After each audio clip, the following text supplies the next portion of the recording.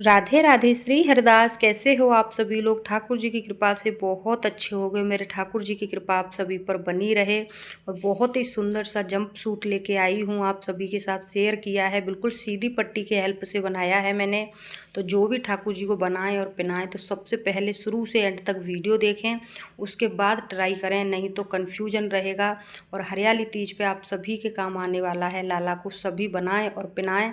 देरी न करते हुए बहुत ही सिंपल तरीका से बनाना बताती हूँ, जिसके लिए मैंने बहुत सॉफ्ट फैब्रिक ले लिया है। ये हरियाली तीज का है, जी हाँ, पैरेट ग्रीन कलर है।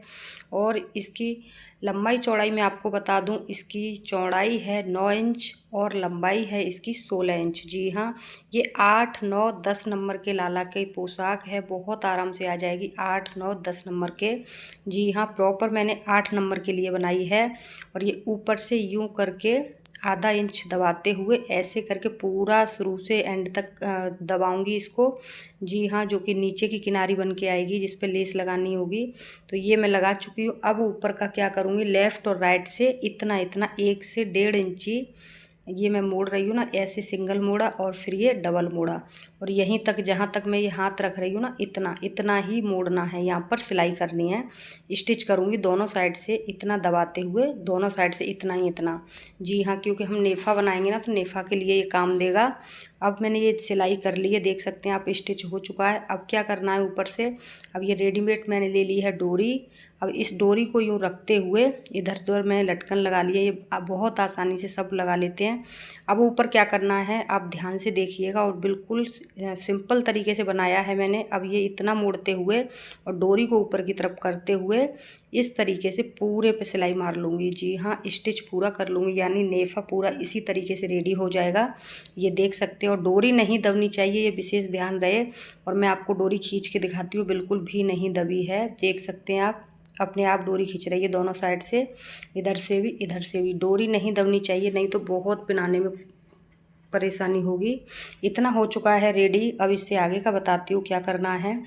इससे आगे नीचे के लिए मैंने किनारे की जो पैरों पर नीचे आएगी ना, उसके लिए मैंने ये मल्टी कलर में लेस ले ली है, जिसमें एक मेरे पास मल्टी कलर में ये मिरर वाली है और एक मल्टी ही कलर में हाँ हाफ सर्कल में है, देख सकते हैं आप। तो ये मैं मिरर वाली लगाऊंगी। जी हाँ, बहुत सुंदर लगेगी। और एकदम से डार्क डार्क कलर है तो पैरेट ग्रीन कलर पे बहुत सुंदर लुक देगी। तो इस तरीके से मैंने ये लगा ली है। और बीच में एक मिरर मैंने हटा दिया है, जिसके लिए बीच में जो लाला के वो बनेगी ना, ए साइड में जो सिलाई लगेगी ना ए टाइप की, उसके लिए हटा दिया है, क्योंकि मिरर पे सिलाई नहीं चलेगी, मशीन सुई टूट जाएगी, सॉरी।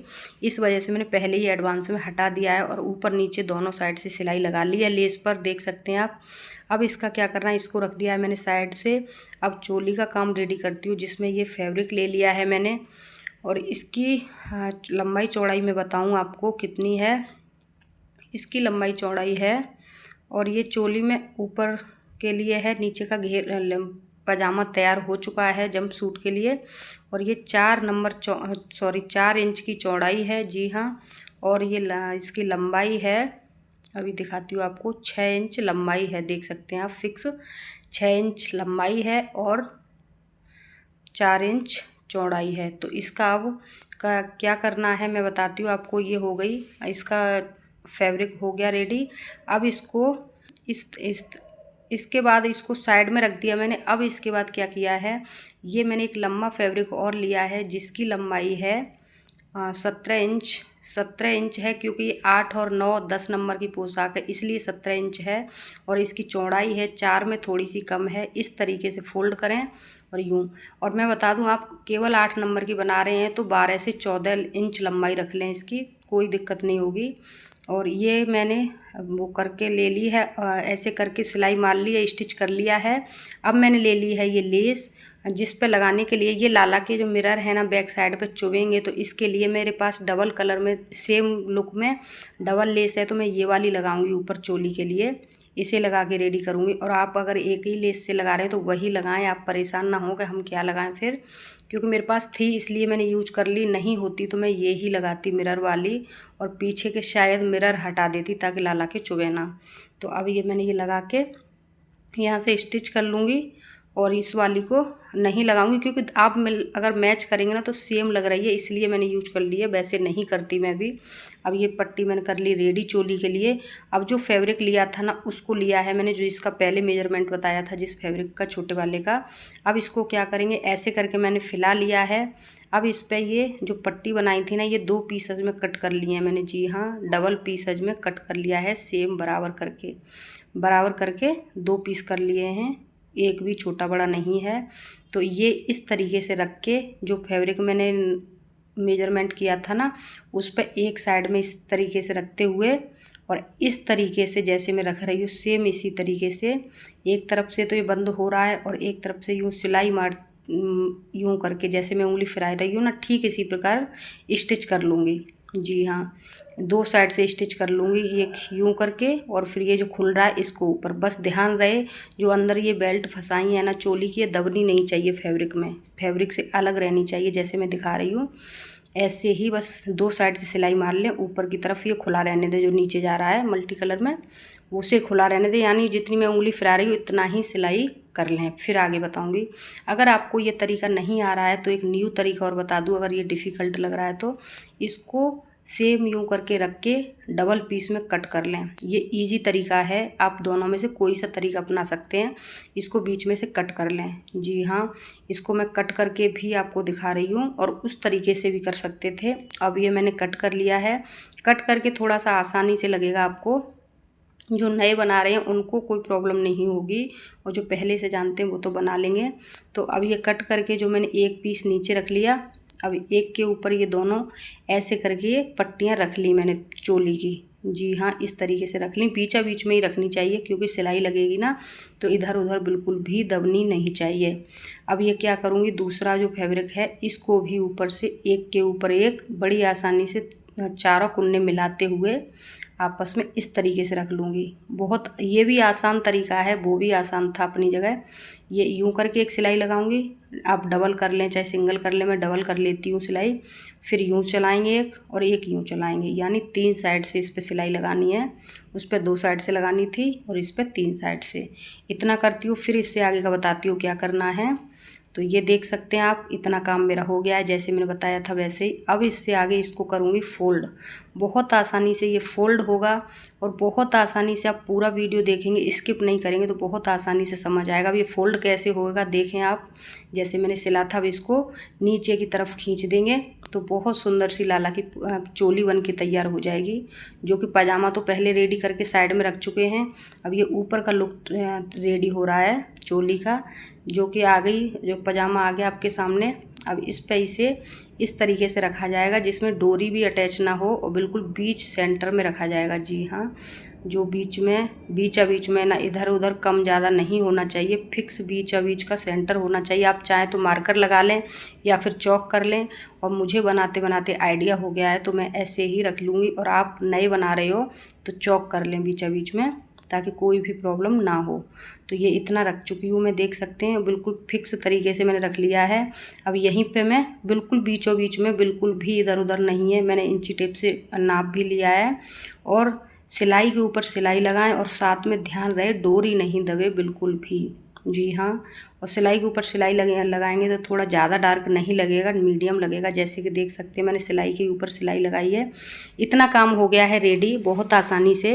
अब इससे आगे का बताती हूँ। इन दोनों को कोनों को पकड़ते हुए इस तरीके से नेफा से नेफा मिला लें और नीचे लेस से लेस मिला लें।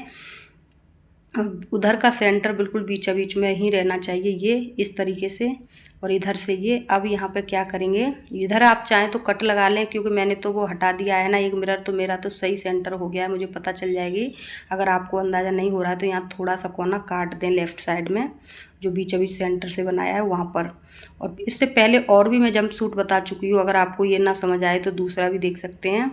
और ये यहाँ से ऊपर से डोरी छोड़ते हुए और ये नेफा छोड़ते हुए जहाँ मैं उंगली लगाई हूँ वहीं से यहाँ तक सिलाई लगा लें। जी हाँ, और यहाँ जो मैंने लेस लगाई उसका मिरर हटा दिया है ताकि सुई पे अटैक ना करे, ताकि सुई टूटने का डर ना हो। मैं आसानी से सिलाई लगा लूँगी। देख सकते हैं डबल सिलाई लगा चुकी हूँ, मैं हर जगह डबल लगाती हूँ, आप सिंगल भी लगा सकते हैं। और उसके बाद अब इससे आगे क्या करना है, जो ये यहाँ से मैंने मिरर हटाया था ना, ठीक उसी के सेंटर में चिपकाऊंगी। और कैसे चिपकाना है ये भी आपको बताती हूँ। मैंने बहुत इस पूरा डिटेल में बताया है। उम्मीद करती हूँ आपको बहुत आसानी से समझ आया होगा। अब जो मिरर हटाया था ना मैंने, ये इसी के ऊपर इस सिलाई को रखना है, देख सकते हैं। और दोनों हाथों से बहुत अच्छे से आसानी से आप कर लेंगे। मैं एक ही हाथ से कर रही हूँ। मेरी वैसे तो ट्राईपॉड है, लेकिन उस पर पता नहीं क्यों फ़ोन टिक नहीं रहा है, अपने आप गिर जाता है, इस वजह से मुझे हाथ से दिखानी पड़ती है।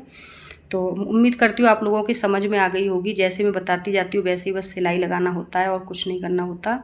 बस इस तरीके से रखते हुए वी शेप में सिलाई लगाऊंगी। वी शेप में, जी हाँ, इस तरीके से। आप चाहें तो चौक से मार्क कर लें या फिर मार्कर से मार्क कर लें, ऐसे ही जैसे मैं उंगली चला रही हूँ, उंगली ठीक इसी प्रकार।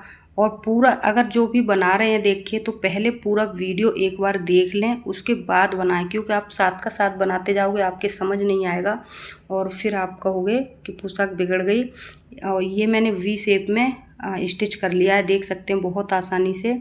और मैं बता दूं, अगर आपको ये ऐसे आपको एक अंदाजे से न समझ आए तो इसको इंची टेप कर लें। 8 से 9 10 नंबर की पोशाक है, तो मैंने 2 इंच दबाते हुए वी शेप बनाया है, यानी 2 इंच गहरा।